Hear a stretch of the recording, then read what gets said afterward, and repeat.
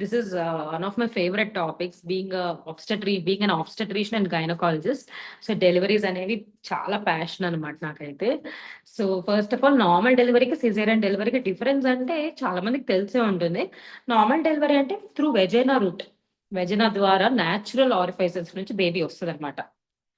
So caesarean అంటే కింద నుంచి రాదనమాట, బేబీ పైన పొట్ట దగ్గర నుంచి ఇట్లా ఇన్సిషన్ ఇచ్చుకొని లోపల పొరలు పొరలుగా ఉంటుంది స్కిన్, దాని కింద ఫ్యాట్, మజిల్, ఇట్లా లేయర్స్ ఉంటాయి అనమాట. అవన్నీ కోసుకుంటూ వెళ్ళి లోపల గర్భసంచి లోపల నుంచి డైరెక్ట్ గా బేబీని తీస్తారన్నమాట. సో మెయిన్ డిఫరెన్స్ అయితే నార్మల్ కి సిజేరియన్ కి ఇదే. అన్ని బాగున్నాయి, మదర్ బాగుంది, బేబీ బాగుంది, మాయ పైకి ఉంది, ఉమ్మనీరు బాగుంది, బేబీ యావరేజ్ వెయిట్ ఉంది, మదర్ హైట్ మంచిగా ఉంది, పెల్విస్ బోన్ బాగుంది, అన్ని బాగుంటే obviously normal delivery is also very safe for both mother and baby. So ఏదైనా రీజన్స్ ఆర్ ఇండికేషన్స్ ఉంటేనే సిజేరియన్ అనేది సజెస్ట్ చేయడం జరుగుతుంది. సో నార్మల్ డెలివరీ అనేది కింద నుంచి వస్తుంది కదా బేబీ. సో చిన్న ఎపిసియోటమీ అనేది ఒక్కొక్కసారి ఇవ్వడం జరుగుతుంది. సో ఇంత సైజ్ లో చిన్న కట్ చేస్తారనమాట వెజైనా దగ్గర. 2 or 3 కుట్లు పడతాయి.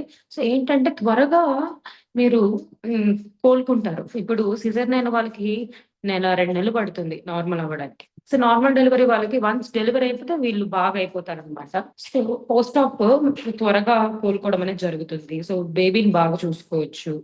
పాల ఉత్పత్తి కూడా నార్మల్ డెలివరీ అయిన వాళ్ళలో త్వరగా వస్తాయి అనమాట, సిజేరియన్ అయిన వాళ్ళకంటే కూడా. సో ఇలా చాలా రీజన్స్ వల్ల నార్మల్ డెలివరీ చాలా బెనిఫిట్స్ ఉంటాయి. సిజేరియన్ డెలివరీలో మెయిన్ కాంప్లికేషన్ వచ్చి బ్లీడింగ్ అనమాట.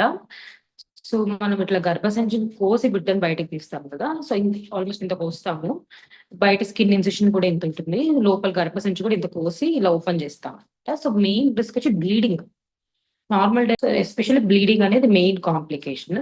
ఇంకా హీలింగ్ ప్రాబ్లమ్స్ ఉంటాయి కొంతమందికి స్కార్ ఎండోమెట్రియోసిస్ అని, కొంతమందికి ఫ్యూచర్ లో ఆ స్కార్ లో ఎక్కడైతే ఇంతకుముందు ఆపరేషన్ చేశారో సిజేరియన్ లో అక్కడ ప్రెగ్నెన్సీ రావచ్చు, దాన్ని స్కార్ ఎక్టోపిక్ అంటారు అనమాట. ఇట్లా ప్రాబ్లమ్స్ ఉంటాయి. అండ్ కొంతమందికి నెక్స్ట్ డెలివరీలో ఏమవుతుందంటే మాయ ఏదైతే ఫామ్ అవుతుందో అది వెళ్ళి స్కార్ దగ్గర ఉండిపోతుంది. సో దీనివల్ల ప్లసెంటా అక్రేటా, ఇన్క్రేటా, పర్క్రేటా అని చెప్పి కొన్ని టర్మినాలజీస్ ఉంటాయి.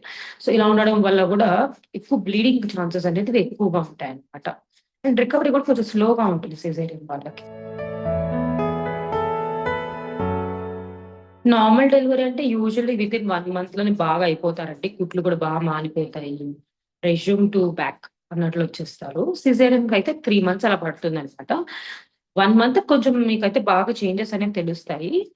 ఇంకా కంప్లీట్ గా మీరు ఇంకా అంటే 3 months అనేది టైం పడుతుంది.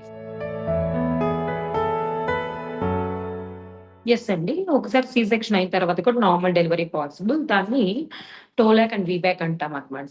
టోలాక్ అంటే trial of labour after caesarean, అంటే నార్మల్ డెలివరీకి ప్రయత్నించడం అని అర్థం. వీబ్యాక్ అంటే వెజనల్ బర్త్ ఆఫ్టర్ సిజేరియన్, అంటే సక్సెస్ అయింది టోలాక్. అంటే సిజేరియన్ తర్వాత నార్మల్ అయింది అంటే అప్పుడు దాన్ని వీబ్యాక్ అంటారు అనమాట. సో ఇది ట్రై చేయొచ్చు అండి. సో ఒకసారి సిజేరియన్ అయితే ఖచ్చితంగా సిజేరియన్ అవ్వాలని రూల్ అయితే లేదు, నార్మల్ డెలివరీ కూడా అవ్వచ్చు. సో సిజేరియన్ డెలివరీ వల్ల అడ్వాంటేజెస్ ఎలా ఉంటాయంటే, మనం ఇందాక డిస్కస్ చేసినట్టు ఏదైనా ఎమర్జెన్సీగా డెలివరీ చేయాల్సి వచ్చింది, బేబీ డిస్ట్రెస్ లో ఉంది, లేదా నెలలు నిండకముందే బేబీ పుడుతుంది, ఇలాంటి చాలా వాటిల్లో మనం ఈ సిజేరియన్ డెలివరీ వల్ల చాలా మంది బిడ్డలను కాపాడుకోగలుగుతున్నాము. సో ఇది ఒక మంచి అడ్వాంటేజ్ అని చెప్పొచ్చు. లోపాలంటే మనం డిస్కస్ చేసినట్టు రికవరీకి కొంచెం టైం పడుతుంది అనమాట.